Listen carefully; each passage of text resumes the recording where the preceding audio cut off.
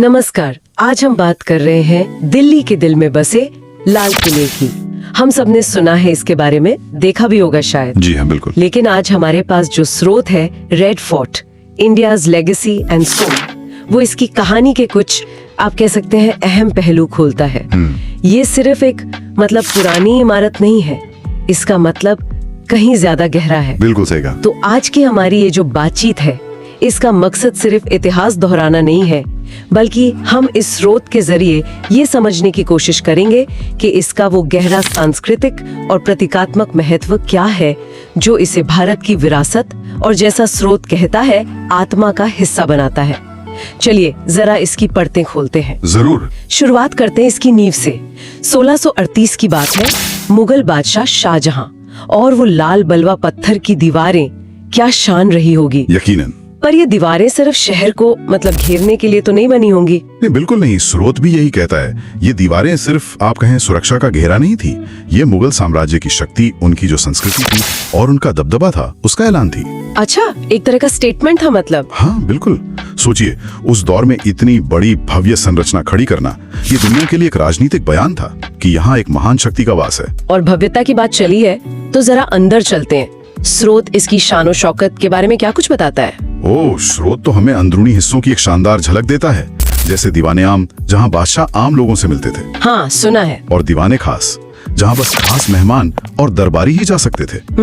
और कहा जाता है, स्रोत भी इस तरफ इशारा करता है कि कभी दीवाने खास की छत वो चांदी की बनी थी। चांदी की? सच में? जी हाँ, और उस पर सोने की महीन मीनाकारी का काम था। दीवारों पर कीमती पत्थर जड़े होने की बातें हैं। संगमरमर पर वो नाजुक नक्काशी, बाग बगीचे, फव्वारे। वाह! ये सिर्फ एक किला नहीं था, ये जमीन पर उतारा गया एक सपना था, कह सकते हैं। कल्पना करना भी मुश्किल है। तो ये सत्ता का केंद्र तो था ही, पर शायद संस्कृति और कला का भी बड़ा गढ़ रहा होगा। निश्चित रूप से। यहीं से तो बादशाह अपने इतने बड़े साम्राज्य पर शासन करते थे, यहीं से फरमान जारी होते थे। अच्छा। विदेशी राजदूतों का स्वागत नहीं होता था, बड़े बड़े उत्सव मनाए जाते थे। ये मुगल कालीन भारत की एक तरह से धड़कन था। स्रोत इसे उस युग की शक्ति, कला और कूटनीति के संगम की तरह दिखाता है। लेकिन देखिए, इतिहास का पहिया तो घूमता है ना, हमेशा एक सा वक्त नहीं रहता। बिल्कुल। और जैसा स्रोत इशारा करता है, किले ने भी वक्त के थपेड़े महसूस किए। मुगल सल्तनत का वो सूरज ढलने लगा। हाँ, और फिर आया ब्रिटिश राज। स्रोत बताता है कि इसके बाद किले का वो चरित्र बदलने लगा। अंग्रेजों ने इसे अपने कंट्रोल में ले लिया। फौजी कंट्रोल? हाँ, सैन्य नियंत्रण, कई अंदरूनी ढांचों को बदला, बैरकें बना दी। वो जो शाही रौनक थी ना, वो धीरे धीरे फीकी पड़ने लगी। किला अब भी सत्ता का केंद्र था, पर किसी और की सत्ता का। इसने गुलामी का दौर भी देखा। और फिर यहीं से आजादी की लगाई की गूंज भी उठी। और फिर आया वो ऐतिहासिक मोड़ 1947। स्रोत इस पल को बहुत बहुत अहम मानता है।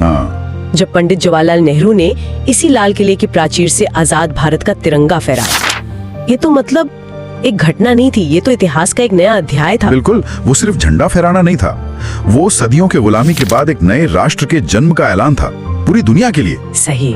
स्रोत उस क्षण की गंभीरता को बताता है। वो आवाज जो लाल किले से उठी, वो करोड़ों लोगों की उम्मीदों की आवाज थी। एक संदेश था कि भारत अब स्वतंत्र है। और ये सिलसिला आज भी जारी है ना। हर साल 15 अगस्त को भारत के प्रधानमंत्री यहीं से राष्ट्र को संबोधित करते हैं। जी हाँ। ये परंपरा अपने आप में बताती है कि लाल किला आज भी कितना प्रासंगिक है। सही कहा। और इसीलिए शायद स्रोत इसे महज एक ऐतिहासिक स्मारक नहीं कहता, वो इसे भारत की आत्मा कहता है। भारत की आत्मा, ये शब्द बहुत वजन रखता है। बिल्कुल। इसका मतलब है कि ये किला सिर्फ ईंट पत्थर का ढांचा नहीं है, ये उस लंबे संघर्ष, उन कुर्बानियों और आजादी पाने के जज्बे का प्रतीक है जिसने आधुनिक भारत को आकार दिया है। क्या स्रोत इस आत्मा वाले विचार को थोड़ा और खोलता है? ये शब्द इतना सटीक क्यों लगता है? देखिए, स्रोत का जो भाव है वो ये है कि लाल किला हमारी सामूहिक स्मृति, हमारी कलेक्टिव मेमोरी का हिस्सा बन गया है। इसने सब कुछ देखा है, शाही वैभव देखा, फिर पतन देखा, विदेशी शासन देखा, स्वतंत्रता संग्राम देखा और फिर आजादी का वो सूर्योदय भी देखा। ये पूरी यात्रा, ये उतार चढ़ाव, संघर्ष और विजय, सब कुछ कहीं ना कहीं इसकी दीवारों में अंकित है। ये भारत की कहानी का एक जीता जागता संग्रहालय है। इसीलिए शायद आत्मा शब्द इसके सार को सही पकड़ता है। तो हमने देखा कि कैसे शाहजहां का बनवाया ये किला पहले मुगल शान शौकत का प्रतीक बना, जी, फिर बदलते वक्त का गवाह रहा, बिल्कुल, और आखिरकार स्वतंत्र भारत की पहचान और उसके गौरव का एक अटूट हिस्सा बन गया। स्रोत हमें इसकी कहानी की कई परतें दिखाता है। हाँ बिल्कुल, और स्रोत का इसे भारत की आत्मा कहना हमें सोचने पर मजबूर करता है। कैसे कुछ स्थान या इमारतें सिर्फ मतलब ईंट पत्थर न रहकर किसी राष्ट्र की पहचान बन जाते हैं, सही बात है। उसके संघर्ष और विजय की कहानी बन जाते हैं। ये एक दिलचस्प सवाल भी छोड़ता है सोचने के लिए कि दुनिया भर में ऐसी और कौन सी जगह होंगी जो अपने देश की कहानी को, उसके सफर को इस तरह अपने में समेटे हुए हैं। ये वाकई एक गहरा विचार है। इस पर सोचा जा सकता है। बिल्कुल। और इसी विचार के साथ आज की ये चर्चा यहीं समाप्त होती है।